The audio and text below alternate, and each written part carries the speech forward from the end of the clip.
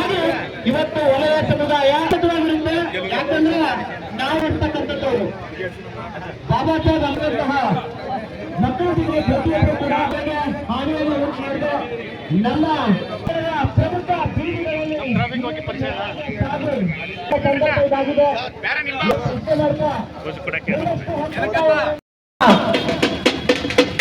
ಪ್ರತಿ ಗ್ರಾಮದ ಯಜಮಾನರುಗಳು ವಿದ್ಯಾರ್ಥಿ ಮಿತ್ರರು ಈ ದಿನ ಏನು ಕರ್ನಾಟಕ ಸರ್ಕಾರ ಒಳ ಮೀಸಲಾತಿ ವಿಚಾರದಲ್ಲಿ ಬಲಗೈ ಸಮುದಾಯಕ್ಕೆ ಆಗಿರ್ತಕ್ಕಂಥ ಅನ್ಯಾಯವನ್ನ ಲೋಪದೋಷವನ್ನ ಸರಿಪಡಿಸಿ ಅಂತ ಹೇಳುವ ನಿಟ್ಟಿನಲ್ಲಿ ಗುಂಡ್ಲುಪೇಟೆಯಲ್ಲಿ ಬಹುದೊಡ್ಡ ಹೋರಾಟವನ್ನ ಕೈಗೆತ್ತಿಕೊಂಡಿದೆ.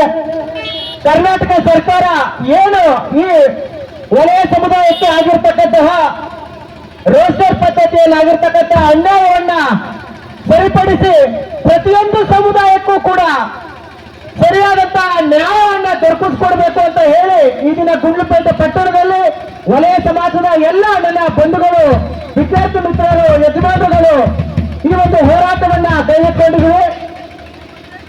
ದಯವಿಟ್ಟು ಸರ್ಕಾರ ಕೂಡಲೇ ಈ ಒಂದು ಒಳ ಮೀಸಲಾತಿ ವಿಚಾರದಲ್ಲಿ ತಡ ಮಾಡದೇನೆ ಆ ಒಳ ಮೀಸಲಾತಿಯಲ್ಲಿ ಆಗಿರ್ತಕ್ಕಂಥ ಲೋಪದೋಷಗಳನ್ನ ಪರಿಷ್ಕರಣೆ ಮಾಡೋದ್ರ ಮೂಲಕ ಅದನ್ನ ಪುರಸ್ಕರಿಸಬೇಕು.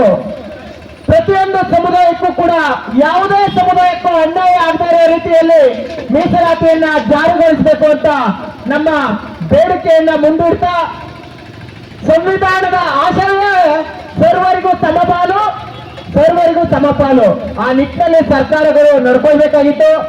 ಆದರೆ ಕಳೆದ 30 ವರ್ಷಗಳಿಂದ ಈ ಒಂದು ಒಳ ಮೀಸಲಾತಿ ವಿಚಾರದಲ್ಲಿ ಹೋರಾಟವನ್ನ ಸರ್ಕಾರದ ವಿರುದ್ಧ ನನ್ನ ಸಮುದಾಯ ಮಾಡ್ತಾ ಇದ್ರೂ ಕೂಡ ಇಷ್ಟೊಂದು ವಿಳಂಬ ಪ್ರಮಾಣದಲ್ಲಿ ನಮ್ಮನ್ನ ಸದಾ ಕಾಲ ಬೀದಿಯಲ್ಲಿ ನಿಲ್ಲಿಸ್ತಾ ಇದೆ.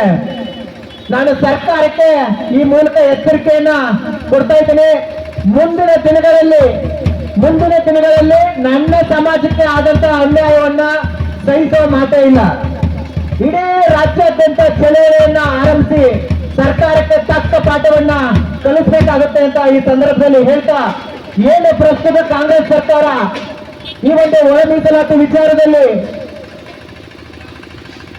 ಅವೈಜ್ಞಾನಿಕವಾಗಿ ಕೊಟ್ಟಿರ್ತಕ್ಕಂತಹ ರೋಷ ಪದ್ಧತಿಯನ್ನು ಬಿಡುಗಡೆಗೊಳಿಸಿದೆ.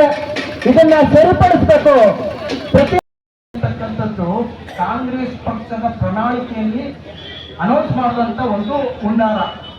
ಈ ಕಾಂಗ್ರೆಸ್ ಪಕ್ಷದ ಪ್ರಣಾಳಿಕೆಯ ಅಧ್ಯಕ್ಷರು ಯಾರಾಗಿದ್ರು ಅಂದ್ರೆ ತಾವೆಲ್ಲ ಅರ್ಥ ಮಾಡ್ಕೋಬೇಕು, ಜಿ ಪರಮೇಶ್ವರು ಈ ಹಿಂದೆ ವಿಧಾನಸಭಾ ಚುನಾವಣೆ ಆಗ್ತಕ್ಕಂಥ ಸಂದರ್ಭದಲ್ಲಿ ಕಾಂಗ್ರೆಸ್ ಪಕ್ಷದ ಪ್ರಣಾಳಿಕೆಯನ್ನ ಅಧ್ಯಕ್ಷರಾಗಿದ್ರು. ಆಗ ಈ ಒಂದು ಪ್ರಣಾಳಿಕೆಯಲ್ಲಿ ಒಳ ಮೀಸಲಾತಿಯನ್ನು ಸೇರಿಸುವಾಗ ನಮ್ಮ ಜನಾಂಗಕ್ಕೆ ಅನ್ಯಾಯ ಆಗ್ತದೆ ಅಂತಕ್ಕಂಥ ಕಾಮನ್ ಸೆನ್ಸ್ ಅವ್ರಿಗಿದ್ರೆ ಅವ್ರು ಈ ಒಂದು ವಿಚಾರನ ಅಲ್ಲಿ ಪ್ರಣಾಳಿಕೆಯಲ್ಲಿ ಸೇರ್ತಿರಲಿಲ್ಲ.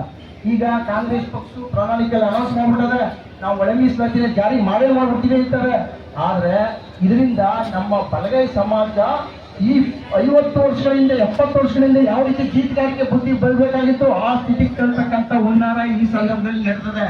ಯಾಕೆ ಹೇಳ್ತೀನಿ ಅಂದ್ರೆ, ಈ ಒಂದು ಸಮಾಜ ಕಲ್ಯಾಣ ಸಚಿವ ಬಲಗೈ ಸಮಾಜದವರು, ಪ್ರಿನ್ಸಿಪಲ್ ಸೆಕ್ರೆಟರಿ ಆಫ್ ಸಮಾಜ ಕಲ್ಯಾಣ ಸಚಿವ ಅಧಿಕಾರಿ ಬಲಗೈ ಸಮಾಜದವರು, ಕಮಿಷನರು ಬಲಗೈ ಸಮಾಜದವರು, ಇವರೆಲ್ಲರೂ ಸಹ ಬಲಗೈ ಸಮಾಜದವ್ರು ಇದ್ರೂ ಸಹ ಈ ಒಂದು ಬಲಗೈ ಸಮಾಜಕ್ಕೆ ಅನ್ಯಾಯ ಆಗದ ಅಂತಂದ್ರೆ ನಾವು ಯಾರು ಪ್ರಶ್ನೆ ಮಾಡಬೇಕು? ಇವರೆಲ್ಲ ಯಾತಕ್ಕಿರೋದು? ಇಲ್ಲಿರ್ತಕ್ಕಂಥ ಒಬ್ಬ ಜಿಲ್ಲೆಯ ಶಾಸಕರು ಒಂದ್ ಮಾತು ಹೇಳ್ತಾರೆ, ಬಲಗೈ ಸಮಾಜಕ್ಕೆ ಏನಾದ್ರು ಅನ್ಯಾಯ ಆಗ್ಬಿಟ್ರೆ ಇರ್ತಕ್ಕಂಥ ಸಚಿವರೆಲ್ಲ ರಾಜೀನಾಮೆ ಕೊಟ್ಬಿಟ್ರಂತೆ ಅಂತ ಮಾತಾಡ್ತಾರೆ. ಇದುವರೆಗೂ ಒಬ್ಬ ಧ್ವನಿ ಎತ್ತಿಲ್ಲ. ರಾಜೀನಾಮೆ ಕೊಟ್ರೆ ಈ ಮುಂಡಮ್ಮಕ್ಕ ಈ ಒಂದು ವ್ಯಕ್ತಿಗಳು ಅಧಿಕಾರ ಕಂಡು ಕೂತಿರ್ತಕ್ಕಂಥ ಸಚಿವರು ರಾಜೀನಾಮೆ ಕೊಟ್ರ? ಯಾರು ಒಬ್ಬ ಧ್ವನಿ ಎತ್ತಿಲ್ಲ ಕಣ್ರಿ. ಯಾರು ಒಳ ಮೀಸಲಾತಿಗೆ ಬಲಗೈ ಸಮಾಜದ ಹಿತವನ್ನ ಕಾಪಾಡ್ತೀನಿ ಅಂತ ಹೇಳ್ತಕ್ಕಂಥ ಒಬ್ಬ ಸಚಿವ ಒಂದು ಹೇಳಿಕೆ ಕೊಟ್ಟಿಲ್ಲ. ಇದು ದುರಂತ ನಮ್ಮ ಒಂದು ಜನಾಂಗದ ನಾಯಕರಿಗೆ. ಇವ್ರಿಗೆ ಏನಾದ್ರೂ ಕಿಂಚಿತ್ತು ಅಂಬೇಡ್ಕರ್ ಬಗ್ಗೆ ಅಭಿಮಾನ ಇದ್ರೆ, ಈ ಸಮಾಜದಲ್ಲಿ ಹುಟ್ಟಿ ನಾ ಈ ಸಮಾಜದ ಋಣವನ್ನು ತೀರಿಸಬೇಕು ಅಂತಂದ್ರೆ ಏನಾದ್ರು ಒಂದು ಕಿಂಚಿತ್ತು ಒಂದು ಅಭಿಮಾನ ಇದ್ರೆ ಈ ಕ್ಷಣದಿಂದಲೇ ಅವ್ರು ಈ ಬಲಗೈ ಸಮಾಜದಲ್ಲಿ ಇರ್ತಕ್ಕಂಥ ಸಚಿವರುಗಳು ರಾಜೀನಾಮೆ ಕೊಡ್ಬೇಕು. ಈ ಮುಖಾಂತರ ಒತ್ತಾಯ ಮಾಡ್ತಾ ಇದ್ದೀನಿ. ಮಾನ್ಯ ಪ್ರಿಯಾಂಕಾ ಖರ್ಗೆ ಅವರೇ, ಮಾನ್ಯ ಪರಮೇಶ್ವರ್ ಅವರೇ, ಮಾನ್ಯ ಎಸ್ ಸಿ ಮಲ್ಲಪ್ಪನವರೇ, ನಿಮ್ಗೆ ಈ ಸಮಾಜದ ಬಗ್ಗೆ ಏನಾದ್ರು ಕಿಂಚಿತ್ತಿದ್ರೆ ಕಿಂಚಿತ್ತು ಒಂದು ಅಭಿಮಾನ ಇದ್ರೆ ಈ ಕ್ಷಣದಲ್ಲಿ ರಾಜೀನಾಮೆ ಕೊಡ್ಬೇಕು. ಯಾಕಂದ್ರೆ ಎಲ್ಲಾ ರಂಗದಲ್ಲೂ ಒಳ ಮೀಸಲಾತಿ ಜಾರಿ ಆಗ್ಬಿಟ್ಟದೆ.